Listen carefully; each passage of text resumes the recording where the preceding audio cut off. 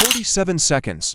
That's all it took for President Donald Trump to sit frozen under the blinding Capitol lights while Representative Jasmine Crockett unleashed a data-packed assault linking his own words to a wave of 211 violent threats in just 90 days. The hearing room shook as Crockett's voice cut through the chaos, bar fury, part fearless truth, forcing millions of Americans to question the real cost of free speech. Cameras capture every heartbeat as chants erupted outside, and social media exploded in real time. In a nation already on edge, could one woman's relentless cross-examination finally expose the price of dangerous rhetoric? What would you do if 47 seconds of silence revealed the loudest truth of all? Stay with us. This is a story worth every second of your time. A bruised sunrise cuts across Washington, turning the Capitol dome into a silhouette of warning rather than pride. The air tastes of metal and tension. Even the pigeons seem to circle lower, unsettled by the roar building on the East Plaza. Two armies of Americans face each other across waist-high barricades. To the left, grieving parents hold portraits of children lost to gunfire, their eyes blazing with sleepless fury. To the right, MAGA loyalists pound flagpoles against the steel rails, chanting free speech forever with the force of a war cry. Between them, television crews pivot their cameras like snipers searching for the perfect shot of a nation splitting at the seams. Breaking banners flicker on giant LED screens. Charlie Kirk assassination, who spoke the bullet into existence. Helicopters hover so low their rotors shred candlelight into frantic sparks. Phone notifications buzz like a swarm. FBI leaks, suspect rumors, countdown clocks for the hearing that will decide whether rhetoric can be as lethal as a gun. Hashtag #WordShivekensix trends upward in violent bursts, colliding with hashtag free speech or bust in a digital street fight that refuses to stay inside the phones. Every face in the plaza glows blue with scrolling numbers of fresh threats, 211 and climbing. Then the crowd stirs. A collective intake of breath as Representative Jasmine Crockett appears at the foot of the marble stairs. No entourage of smiles, no wasted gestures, just the sharp geometry of a woman who has already buried her fear. Her navy coat flares in the wind like a battle flag. Under her arm, a thick binder stamped evidence flashes beneath the camera lights, the silent promise of receipts too heavy to ignore. She walks a straight line through chaos, eyes locked forward, scanning for movement but betraying nothing. Security agents flank her in a diamond formation, yet it is her own resolve that clears the path. Viewers watching live feel the shift instantly. This is not a politician arriving. This is a prosecutor marching toward a verdict. A sudden engine growl tears through the chants. A black presidential motorcade slides into view, polished SUVs gleaming like predators. Doors fly open and President Donald Trump rises halfway from his seat, basking in the roar of his supporters, while counter-chants of "Justice Now" crash against the barricades. For a heartbeat, the plaza freezes. Jasmine and Trump lock eyes across the widening gulf of cameras and riot shields. To forces compressing the country's grief and defiance into a silence sharp enough to draw blood, Jasmine does not break stride. Each footfall up the Capitol steps sounds like a gavel already striking. Inside the rotunda, fluorescent lights hum like cold snakes.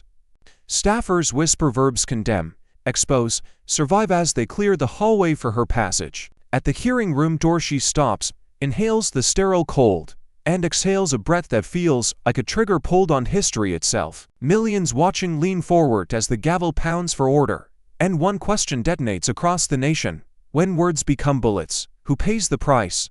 The chamber doors explode open with a metallic crack that slices through the murmurs like a gunshot. Secret Service agents flood the aisle first, black suits forming a living wall, and then President Donald Trump strides in, chin lifted, coat unbuttoned, every step calibrated for maximum spectacle. Flashbulbs strobe across the marble ceiling as if lightning has entered the building. Trump slows deliberately, pivoting toward the cameras with the easy confidence of a showman who knows that even hatred is still attention. He spreads his arms, palms up, a pose of mock humility that dares the room to call him guilty. The martyr of free speech, a Fox News chyron purrs in real time, and the phrase races across social media before he even reaches his seat. The crowd inside fractures into a chaotic symphony, half cheers, half venomous boos. Reporters lean forward, pens poised like knives, while staffers whisper frantic updates to unseen producers. Jasmine Crockett remains seated at the witness table, posture razor straight, eyes fixed on the man whose words have turned grief into a national blood sport. Trump meets her gaze with a smirk that says he's already written the headline. So this is the witch who wants to burn the First Amendment. he calls out, voice carrying just enough to ignite the room. Gasps ripple across the press gallery. Jasmine stands without waiting for the gavel. Her voice slices through the nose, low and lethal. I'm not here to burn anything, Mr. President. I'm here to stop the merchants of fear from selling death as patriotism. The phrase lands like a blade. A man in the back row drops his phone. The clatter rings out like punctuation. Trump tilts his head, smirking wider, and fires back. Lightweight talk from a lightweight congresswoman. Maybe buy a bigger binder if you want to play in the big leagues. Laughter erupts from a pocket of MAGA loyalists. But the moment dies when Jasmine steps forward and places a thick folder on the table with a single, deliberate thud. The binder's red spine gleams under the studio lights. Evidence A. Jasmine slides it halfway open, revealing a flash of sealed documents stamped with federal insignia. Receipts, she says, each syllable crisp enough to cut glass. Cameras zoom so close that the embossed seal fills screens across America. A live ticker on cable networks jumps 10,000 viewers in seconds. Trump's grin falters, a micro-expression caught by a dozen lenses and replayed in slow motion across social feeds before he can blink. For a heartbeat, the hearing room holds its breath. The gavel hovers but does not fall. Jasmine's eyes lock on the president with a calm so sharp it feels like a threat. You built an empire on reckless words, she says, voice steady as a sniper's aim. Today, those words will answer for themselves.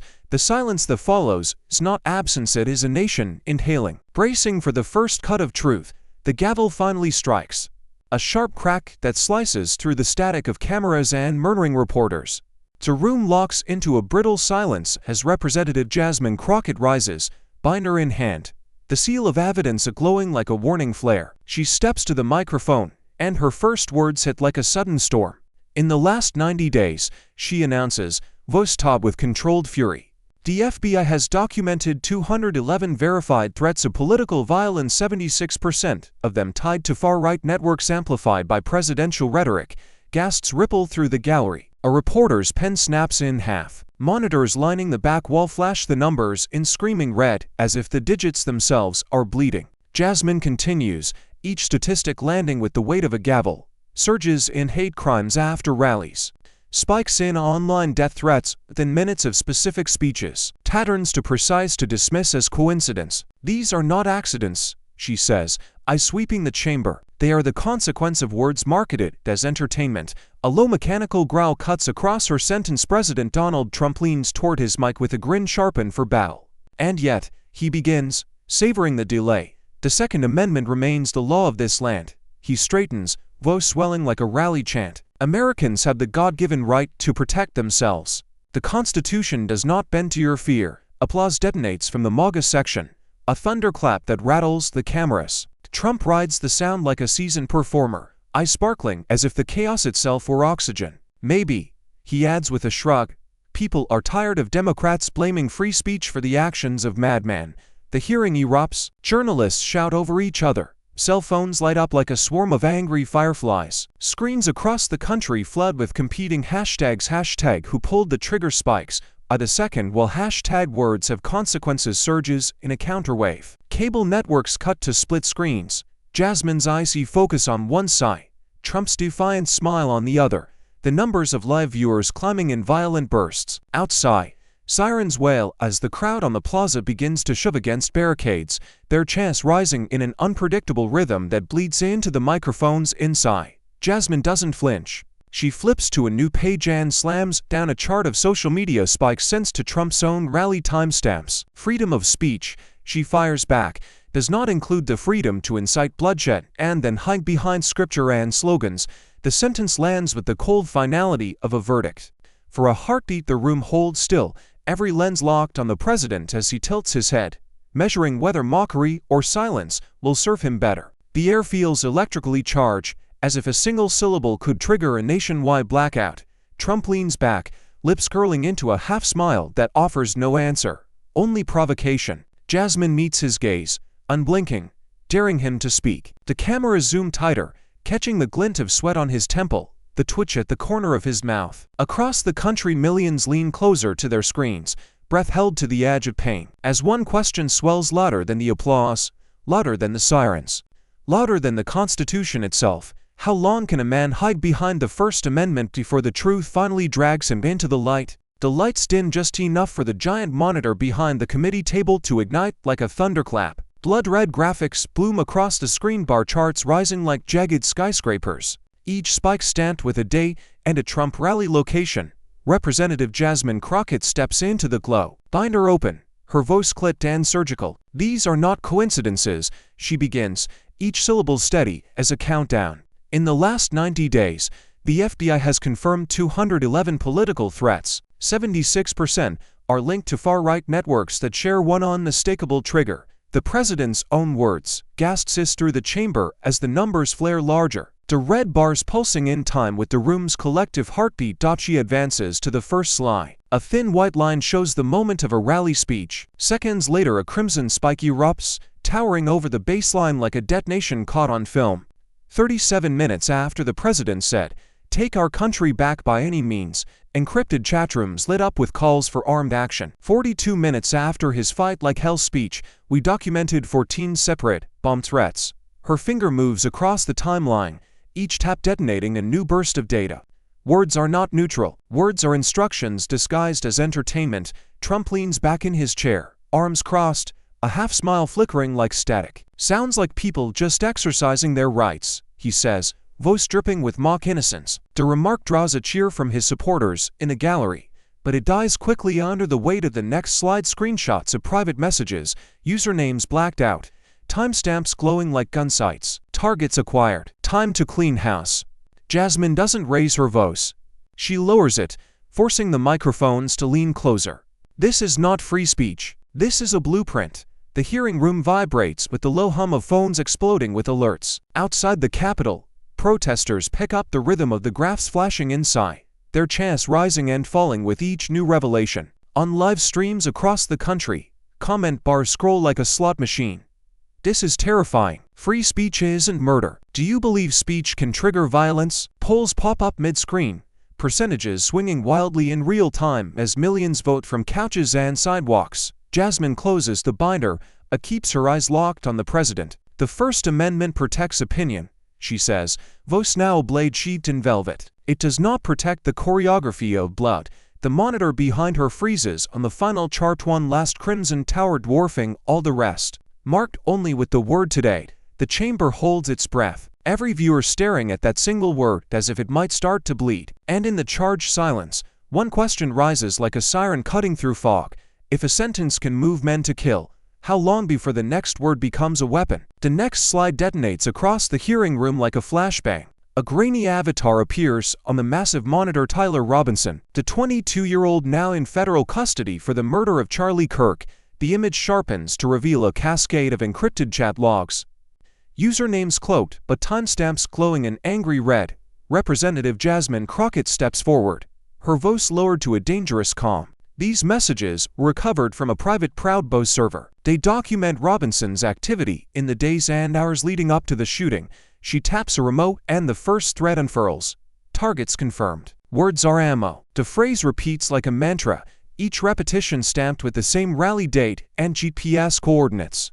Another tap and a second log flares onto the screen. Jasmine reads without flinching. At 9:47 p.m., exactly 47 seconds after President Trump shouted, "Fight for your country like never before," Robinson reposted the clip with a gun emoji and the words, "Tonight we start."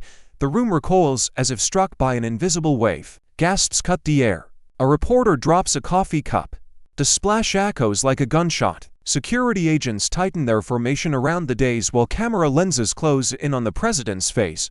Trump leans into his microphone, the half-smile hardening into a sneer. "Fake. Total fake," he snaps, voice rising above the murmurs. "Anyone can make a screenshot. This is another Democrat hoax." The words ignite the gallery like dry tinder. Supporters in red hats roar in agreement, fists pumping, while victims' families shout back through tears. The chair pounds the gavel, but the chamber refuses to quiet. A living storm of accusation and denial. Hashtags explode across live feeds. Hashtag Proud Boys leak. Hashtag for 7 seconds. Hashtag hoax or proof. Numbers climbing so fast the networks struggle to keep up. Jasmine waits for the chaos to crest, then delivers the next strike. "These aren't screenshots, Mr. President. They are server extractions verified by federal forensic analysts. Cryptographic signatures. Chain of custody. Every character you see here would survive a Supreme Court subpoena. Her words land like a hammer driving steel. The crowd wavers, the roar splintering into uneasy murmurs. Trump shifts in his seat, a flicker of irritation crossing his eyes before the mask returns. Outside, the chants bleed through the walls, a low seismic rumble that makes the microphones tremble. Inside, the final log appears, Robinson boasting of a direct line to unnamed operatives and promising a message that can't be ignored. Jasmine lets the silence hang, her gaze locked on the president as the weight of the evidence settles over the room like a storm cloud ready to burst. "These are not coincidences," she says at last, voice sharpened to a lethal point. "They are the echo of your own words." The chamber freezes, every viewer at home leaning forward as the question no one dares to answer swells in their minds like an oncoming siren. If violence follows a leader by 47 seconds, is it still coincidence or is it command? The overhead screens flicker, splitting into telev feeds as the chair announces remote testimony. First comes Charlemagne the God, framed against a studio wall of glowing blue neon. His eyes burn with the quiet rage of someone who is buried to many friends. "Free speech isn't free if it buys funerals," he says, the words landing with the gravity of a final sermon. "We can debate rights all day, but when rhetoric travels faster than bullets and leaves the same body count, the Constitution starts to sound like a receipt for tragedy." His voice, low and deliberate, hangs in the air like smoke after a gunshot. The gallery absorbs the sentence in stunned silence before a ripple of applause breaks through from the families seated behind Jasmine, before the sound can settle. The second window lights up with Megyn Kelly, backlit by a fortress of monitors in a conservative newsroom. She leans toward the camera, hair immaculate, smiled sharp. "Let's be clear," she begins, cutting through the lingering echo of Charlemagne's warning. "This is not about funerals, this is about fear." Representative Crockett is dressing up censorship as compassion. If speech can be criminalized whenever someone acts violently after hearing it, every American opinion becomes a loaded weapon. That is the true danger. Her words slice through the chamber like a scalpel, precise and chilling. Trump tilts back in his chair, lips curling into an approving grin, while his supporters erupt in cheers that rattle the microphones. Charlemagne jumps back in, his feet vibrating with urgency. "Megyn, no one is criminalizing opinion, we're indicting recklessness. Free speech isn't a hall pass for chaos." Jasmine seizes the opening, stepping toward the center table, her voice threading through the competing signals. "What we call freedom cannot be a marketplace, or grief is the currency and leaders trade in terror for votes.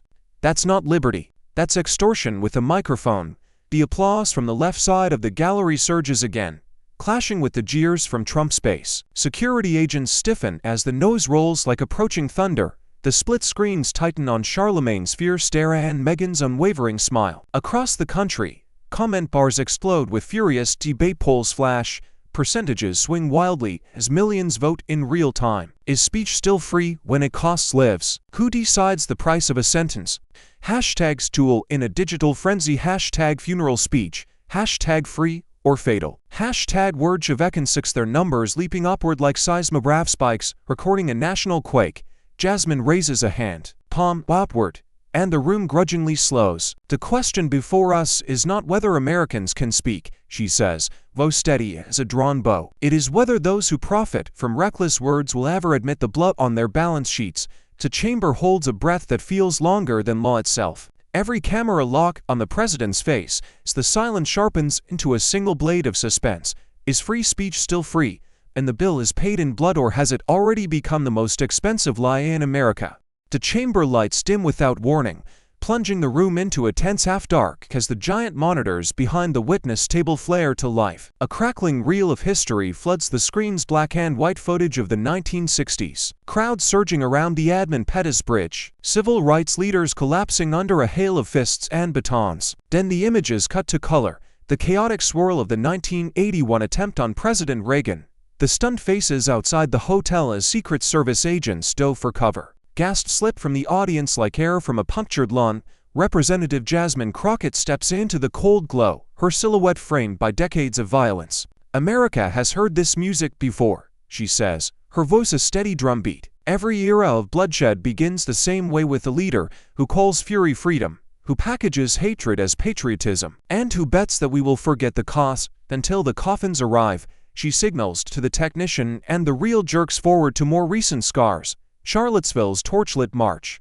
The Pittsburgh synagogue massacre. The Buffalo supermarket shooting. The numbers of dead flicker on the bottom of the screen like a macabre stock ticker. This is not ancient history, Jasmine continues. It is the architecture of now. Her words fall with the weight of granite, each syllable chiseling away at the comfortable fiction that violence is an accident. Then the screens flare white and pivot to the raw footage everyone remembers, but few can watch without flinching. January 6, 2021.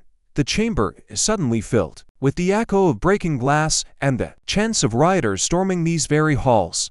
On the screen, officers are dragged down marble steps. On the floor, officers in today's hearing stiffen at the memory of comrades beaten and breathless. A woman in the gallery covers her mouth to stifle a scream. Someone whispers, "Not again," and the words seem to ride the air like a prayer and a warning at once. Jasmine waits for the footage to finish, letting the silence stretch until it feels like a second gavel. "Look at the pattern," she says finally. A leader mocks the truth. His followers echo the rage. The chant becomes a threat. The threat becomes a bullet. And each time, we tell ourselves it can't happen here until it does. Her eyes sweep the room, catching the restless flicker in President Trump's expression, the tiny twitch of a man who recognizes his reflection in the past. "History is not a lesson we can skip," she adds, voice tightening like a wire. "It is a mirror, and today, we are staring into it." The monitors freeze on a split image, one side the mob of January 6th, the other a still frame of the plaza outside the Capitol this morning, where protesters and loyalists now scream the same chants. The parallel hangs in the air like a loaded verdict. Cameras zoom on Jasmine's face as she leans into the microphone, her words soft but sharp enough to cut through every heartbeat in the room. How many times will we replay this reel before someone finally stops the next shot from being fired? The monitors fade to black, leaving only the echo of broken glass from the January 6th footage and the uneasy hiss of a fic. A beat of silence hangs like a tripwire. And then President Donald Trump lunges for the microphone with a practiced grin that barely hides the fury beneath. "Enough of this circus," he snaps, voice booming against the marble. "This is nothing but Democrats weaponizing tragedy to smear a president who defends the Constitution. They twist grief into a political weapon because they can't win on ideas." His fist strikes the table, a hollow thud that jolts the microphones. "Frauds, every one of you. And you." He jabs a finger toward Jasmine. "You're a phony warrior playing dress-up for the cameras." Gasps ripple through the gallery. Phones light up in a staccato of alerts. Jasmine rises before the chair can gavel for order. Her movement is a single clean line, like a sword being unsheathed. "Mr. President," she says, voice low but carrying to the farthest corner, "you sell fire and call it freedom." The words slice through the chamber, sharp enough to draw blood. She steps closer, binder in hand, eyes never leaving his. "You ignite fear, then hide behind the Constitution as though the ashes were someone else's crime scene. That isn't leadership. That's arson dressed as patriotism." Trump leans forward, nostrils flaring, the grin now a sneer. "Spare me the drama," he growls. "People are tired of lectures from lightweight politicians who couldn't lead a parade, let alone a country." Supporters in the gallery cheer, the sound bouncing off the marble like ricocheting bullets.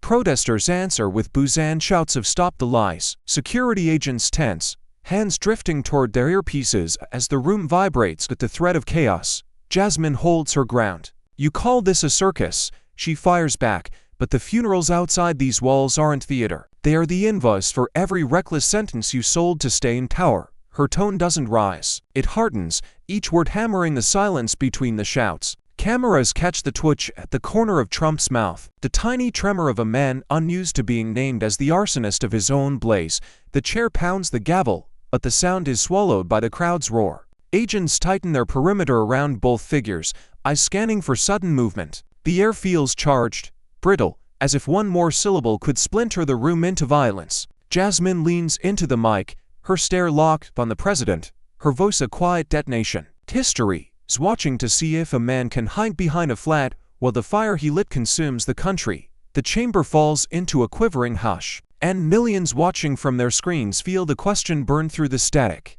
How much longer can power survive when its only defense is the chaos it creates? The committee doors open again, and a hush spreads through the chamber like a slow leak of oxygen. 3 parents walk in single file, clutching framed photographs of children whose smiles are now artifacts. Their shoes scrape the marble with a sound too soft for the weight they carry. Cameras zoom until every trembling hand, every tightened jaw fills the screen. The chair introduces them only by first name to shield them from further threats. That the gallery already knows their story's headlines turned into human flesh. The first father takes the witness seat, voice cracking on the very first syllable. He describes the night his teenage son was gunned down at a grocery store, the shooter screaming a line lifted word for word from a recent Trump rally, "Take our country back by any means." His testimony is punctuated by the clicking of reporters' keyboards and the muffled sobs of staffers. He thought he was saving America, the father whispers, holding up a phone screenshot of the shooter's social post timestamped less than an hour after the speech. The photo of his boy stays on the monitor, a silent accusation that fills the chamber more completely than any shout. A mother follows, her grief carved into every movement. She reads from a stack of death threats she has received since speaking publicly against political violence. Each message echoes the same rally slogans: enemies of the people, knock the hell out of them, phrases shouted by a crowd and now engraved in her nightmares.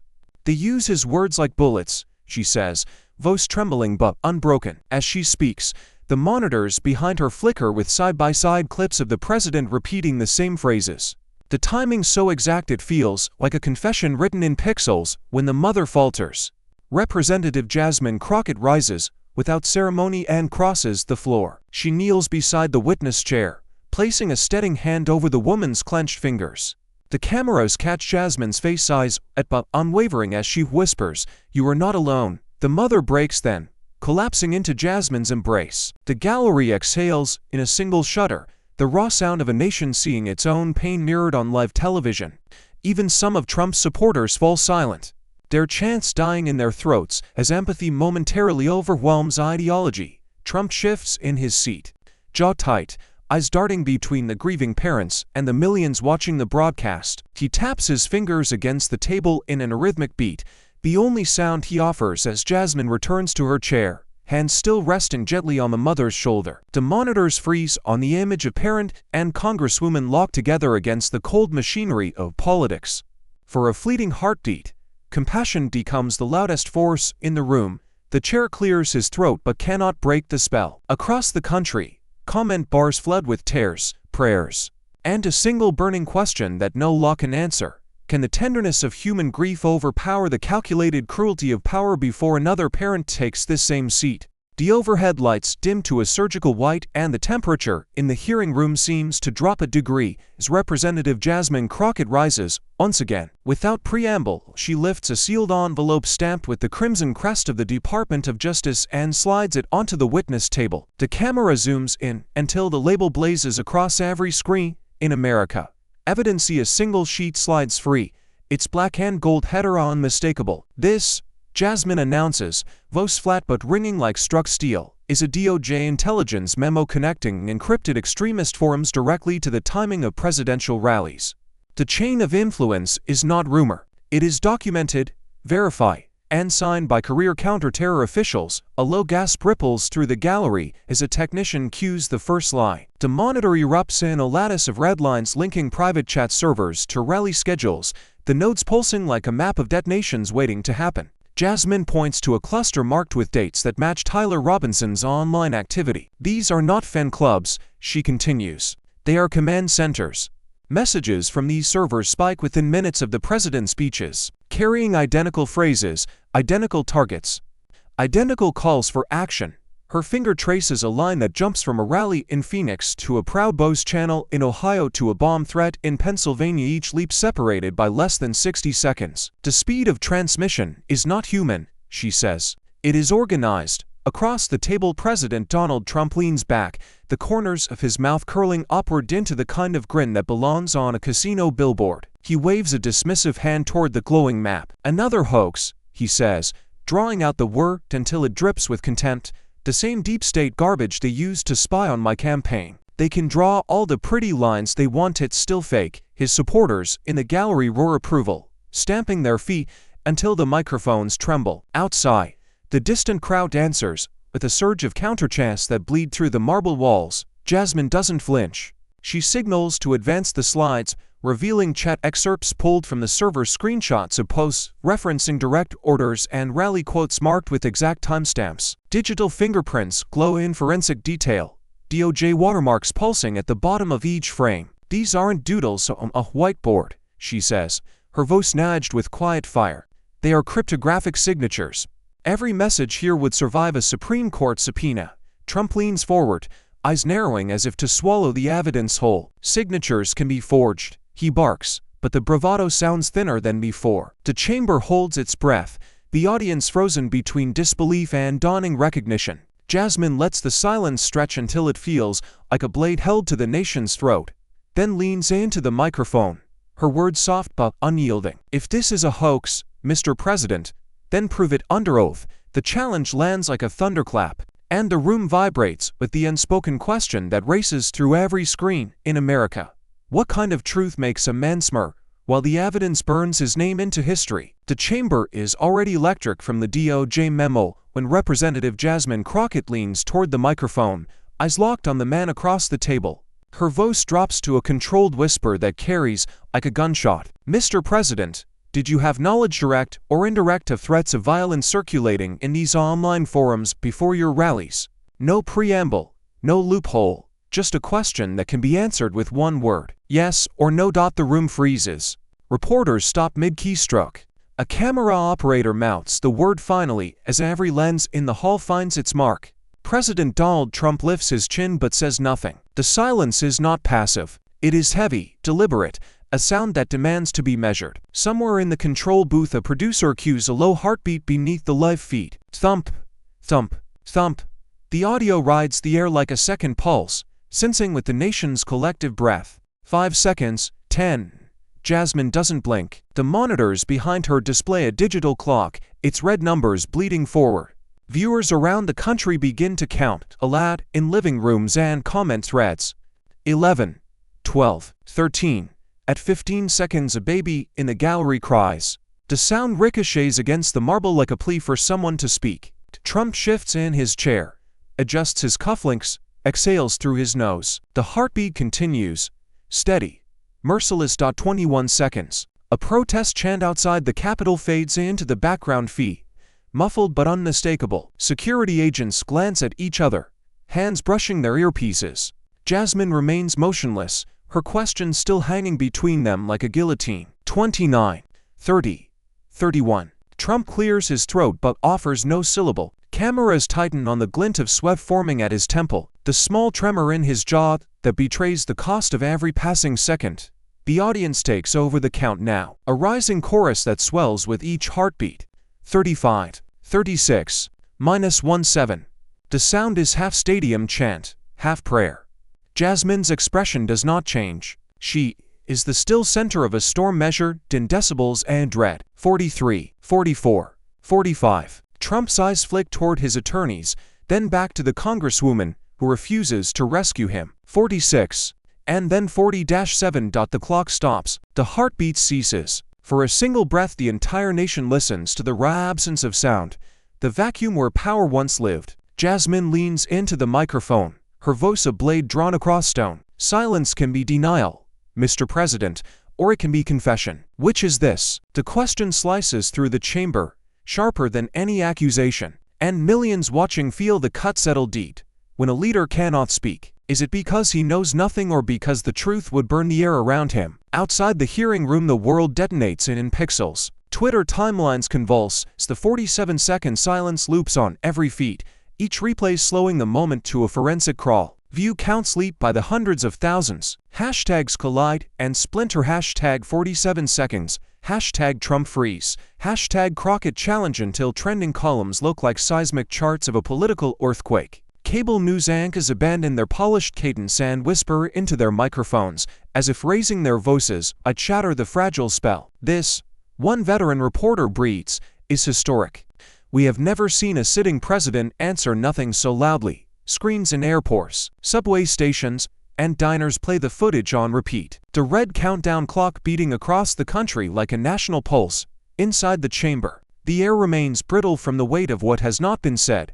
Representative Jasmine Crockett rises, her chair sliding back with a sound that cuts the tension like a blade. She faces the cameras, the audience, the millions watching on glowing phones. That silence, she declares, voice low enough to force the microphones closer, is the sound of conscience, The words land with the quiet violence of a gavel.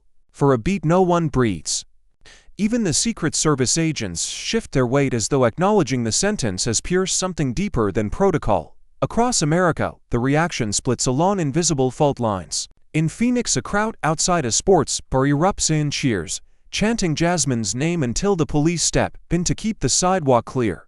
In rural Ohio, Trump loyalists gather around flat screens in disbelief, some insisting the fee must have frozen, others turning their backs on the replay as if the image itself were a betrayal. Talk radio hosts cut into commercials to demand explanations. Late-night comedians scrap monologues mid-show to air the uncut footage. The country does not agree on what the silence means, only that it cannot be ignored. Back in the hearing room, Trump sits rigid, his smile strained into something closer to a grimace. Advisors lean toward him, but he does not move, eyes fixed on the table as if the grain of the wood might offer a script.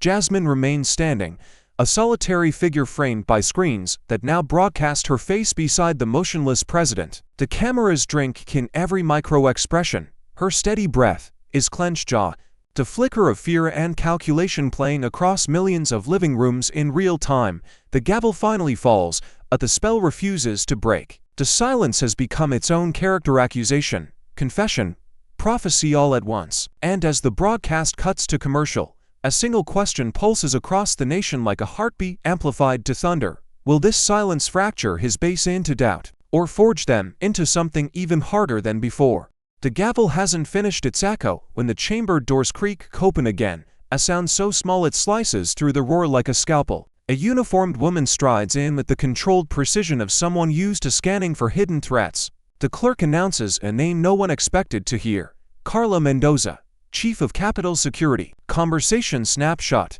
Reporters scramble to reset their cameras, and even President Trump straightens as if a new piece has just been moved on a chessboard he thought he owned. Mendoza takes the oath with a soldier's economy, right hand up, eyes unblinking, then places a black briefcase on the table and clicks it open. From the case she withdraws a thick folder sealed with the gold crest of the sergeant at arms. A technician rushes to connect her tablet to the overhead screen. A single document floods the monitors in stark black type.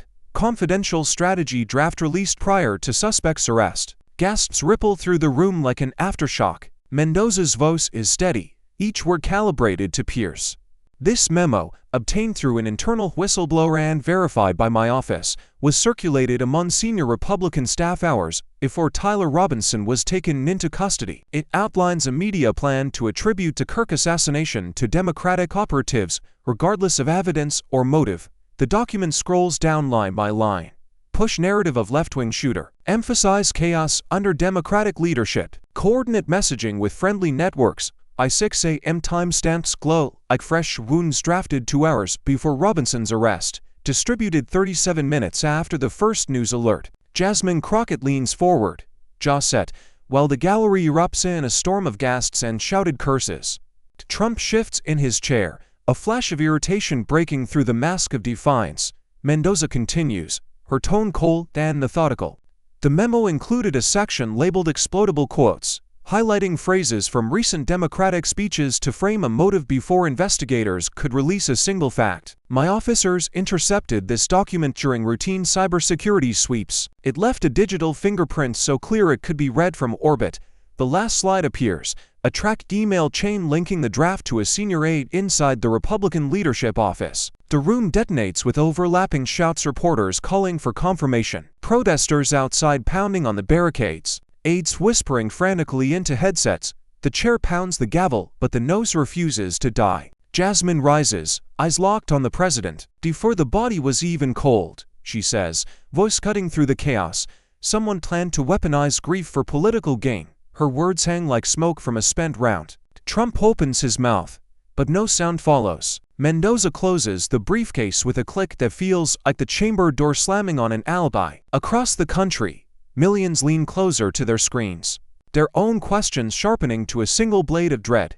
If the narrative was scripted before the truth existed, what else has already been written while the nation sleeps? The hearing reconvenes after a brief recess, but the air is anything but calm. Republican members surge forward with a flurry of procedural motions, their voices sharp with manufactured urgency. One demands a recess to verify chain of custody issues, another calls for an immediate censure of Jasmine for political grandstanding, a third insists the DOJ memo violates executive privilege. The gavel pounds, but the overlapping demands form a sonic barricade designed to drown the evidence beneath a fog of parliamentary noise. Cameras track every raised hand, every pointed finger, every desperate attempt to shift the narrative away from the strategist, incriminating whispered. Representative Jasmine Crockett waits for the cacophony to crest before she even reaches for her microphone. Her calm becomes its own weapon, a silence sharper than any shout.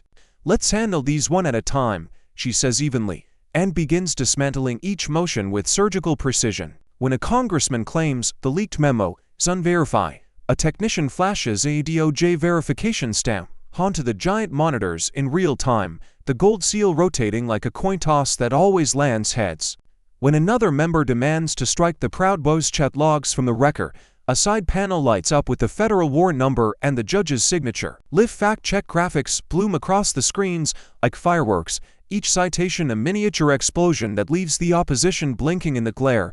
The Republican flank grows restless. A senior member slams a folder shut and mutters about media theatrics, only to have a live chyron pop up with a direct quote from his own fundraising email praising the very evidence he now seeks to dismiss. The gallery reacts with a mix of laughter and outrage, the sound rolling through the chamber like a storm front. Outside, protesters pick up the rhythm of the fact-check pings, their chants rising with every new debunking. Viewers watching at home see truth delivered in real time, each rebuttal a blowtorch cutting through procedural smog. Trump watches from his seat, expression flickering between irritation and something colder. He leans toward an aide, whispering instructions that are immediately countered by another on-screen fact-check revealing a contradictory statement from last week. Every attempt to pivot collapses before it can breathe. Jasmine never raises her voice. She simply waits, responds, and moves to the next ambush as if reading from a playbook no one else possesses. Her calm is a live demonstration of power, the kind that doesn't shout because it knows the math is already finished. When the final motion falls flat, the chamber feels newly oxygenated, as though the procedural smog has burned away to reveal the hard geometry of truth. Jasmine closes her binder with a quiet snap that lands louder than any gavel. She turns toward the cameras, her eyes steady, her voice soft enough to draw the microphones closer. "Every distraction today has one purpose," she says, "to keep you from seeing what is right in front of you." The words settle over the room like a verdict no vote can erase, leaving millions of viewers gripping their screens with a single relentless thought: if the facts survive every trick in the book, how much longer can the book itself hold back the reckoning? Outside the Capitol, dusk falls like a bruise and the plaza ignites with restless energy. Thousands press against the barricades, their chants swelling into a single pounding heartbeat that reverberates off the marble facade. Cell phone lights flicker first like scattered stars, then merge into a sea of white as spontaneous vigils loom across the steps. Families of shooting victims holding candles, beside college students clutching cardboard signs streaked with rain and rage. The words had consequences shimmer across homemade banners, the paint still wet, the message cutting through the night like a flare. When the chamber breaks for recess, the great bronze doors swing open and a murmur rolls through the crowd. Jasmine is coming. She steps onto the balcony flanked by security, her silhouette framed by floodlights and the trembling glow of thousands of candles below. The roar that greets her is thunder and grief braided into one unstoppable sound. Phones lift like a forest of antennae, live streams snapping into focus as millions of viewers join the square in real time. Jasmine raises a hand and the crowd quiets, the silence charged enough to make the air itself vibrate. "Tonight," she calls, her voice carried on hidden speakers and sheer conviction, "we gather not for parties or politics, but for the lives already lost to reckless words." Freedom demands speech, but freedom also demands truth. No leader, no network, no slogan is worth another mother's tears. The crowd answers with a rolling chant. Words have consequences, each repetition louder, tighter, like the striking of a national bell. Jasmine's gaze sweeps the candlelit sea, her next sentence a spark aimed far beyond the plaza. "The question now belongs to you," she says, eyes locking on the cameras. "Will this fury become the light that saves us, or the fire that devours us next?" The chamber door slammed shut behind Jasmine's return from the balcony, sealing the roar of the crowd outside into a low, ominous hum. Cameras pivot back to the witness table just as President Donald Trump jerks forward, face flushed the color of warning lights. His fist crashes onto the polished wood, sending a stack of legal pads skidding across the floor. "This is a witch hunt," he bellows, voice cracking through the marble like a thunderclap. "A disgrace to the office, a disgrace to America. You people will do anything to destroy me. Fabricated memos, fake recordings, staged chairs. It's all lies." The gallery erupts into chaos, reporters shouting questions, Trump loyalists cheering, protesters screaming for justice, the gavel pounding like a frantic heartbeat.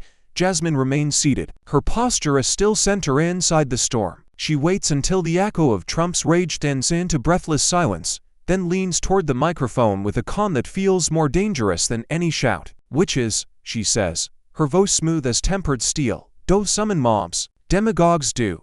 The words slide across the chamber like a blade drawn in slow motion. For a heartbeat no one moves, then the audience inhales as one. To sound a single, sharp intake of realization, the phrase detonates across social media before the stenographer can finish typing. #Demagoguesto rockets to the top of every trending list. Networks cut to breaking coverage, replaying Jasmine's sentence in a loop that seems to grow sharper with each repetition. Trump stiffens, mouth opening but finding no counterpunch. His lawyers whisper frantic strategies that die on his lips as the cameras tighten on the thin tremor at the corner of his jaw. Jasmine closes her binder with deliberate care, the soft snap landing like a final gavel. Her eyes sweep the gallery, then lock on the nearest camera. "The evidence stands," she says quietly, "and the country is watching." The silence that follows is not relief but a vacuum waiting to be filled by millions of judgments. What verdict will America deliver when truth stands bare and power has nowhere left to hide? The gavel strikes 3 times, each blow thunderclap that signals both conclusion and the start of a new reckoning. President Donald Trump bolts upright before the final echo fades, shoving back his chair so hard it skids against the marble floor. He strides toward the exit, face locked in a mask of fury, Secret Service agents scrambling to keep pace. The gallery fractures into dueling chants that crash together like colliding storm fronts. "USA, USA," from his supporters, "Justice, Justice," from those demanding accountability. Microphones squeal under the roar, and the heavy doors swallow the president in a final metallic slam that sounds more like a warning than a retreat. As the chamber slowly empties, Representative Jasmine Crockett remains seated, her binder closed but her pulse still racing. Security agents form a quiet perimeter around her, eyes scanning for threats invisible to the cameras. One leans down and murmurs, "Ma'am, we'll double your detail tonight." Jasmine exhales, a slow release of tension that betrays the private cost of public courage. "I knew today would be dangerous," she replies softly, "but truth has always been the bigger risk." Her words are steady, that her fingers tighten around the edge of the table until her knuckles pale a flicker of fear acknowledged only in the quiet space between heartbeats. She rises and clasps the agent's hand. Gratitude and defiance sharing the same grip. Outside, the chants still bleed through the marble walls, a rough chorus of hope and fury waiting for a verdict that no gavel can deliver. Jasmine glances toward the closed doors, where power just stormed out, her eyes carrying the weight of both triumph and the battles yet to come. If silence can shake a presidency, will courage be enough to finish what this day has begun? Night spreads across the country like ink poured over a restless map, and the echoes from the Capitol ignite conversations in every corner of America. In Chicago, church bells ring over a candlelit vigil where pastors, rabbis, and imams stand shoulder to shoulder, their prayers spliced with urgent demands for accountability. In Atlanta, a packed community forum erupts into fierce debate as neighbors argue over whether the First Amendment is a shield or a sword, their words colliding like sparks off steel. College quads from Berkeley to Boston throb with spontaneous student rallies. Speakers climb stair rails and shout through megaphones, reading Jasmine Crockett's quotes aloud to crowds that answer with chants of words and consequences. Cable news runs split screens of these gatherings, while social feeds flash with live polls. Should leaders be held legally liable for violent rhetoric? Percentages swing back and forth like a metronome tracking the national pulse. A retired Marine in Phoenix tells a local reporter, "I fought for free speech, but I didn't fight for murder slogans," while a teenage debater in Miami counters, "If speech is punished, freedom dies by inches."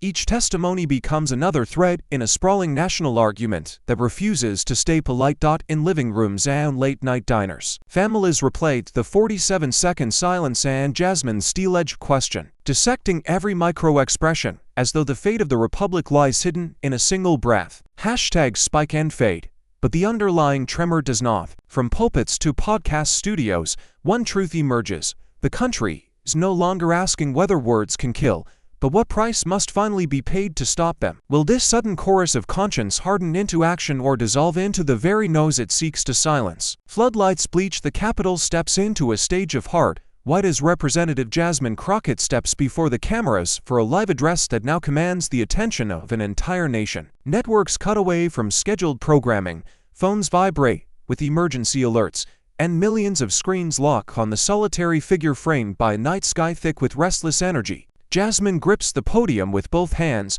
the echo of protests and candlelit prayers still trembling in the air. Her eyes sweep the lens as if she can see every living room, every crowded bar, every silent kitchen holding its breath. Freedom of speech is sacred, she begins, voice carrying the steadiness of a soldier and the ache of a mourner. But it ends where another life begins. The sentence lands like a lightning strike, illuminating every unsaid fear that has shadowed the hearings.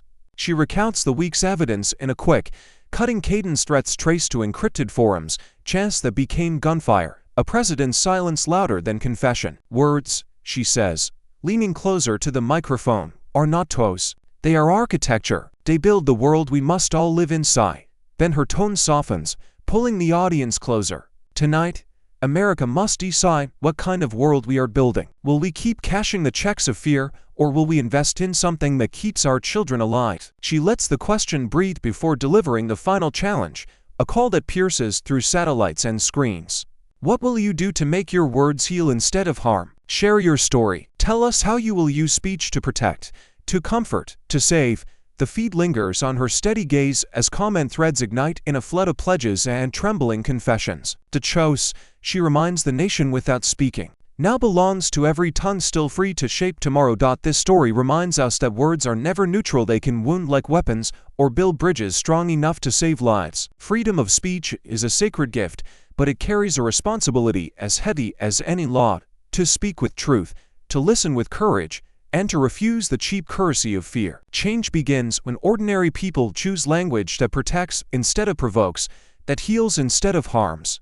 What about you? In your own conversations, online posts, or daily choices, how will you use your voice today to create safety, dignity, and hope for someone who needs it?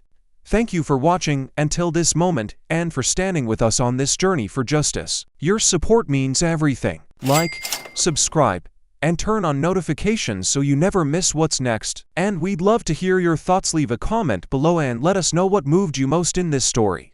Together, our voices make a difference.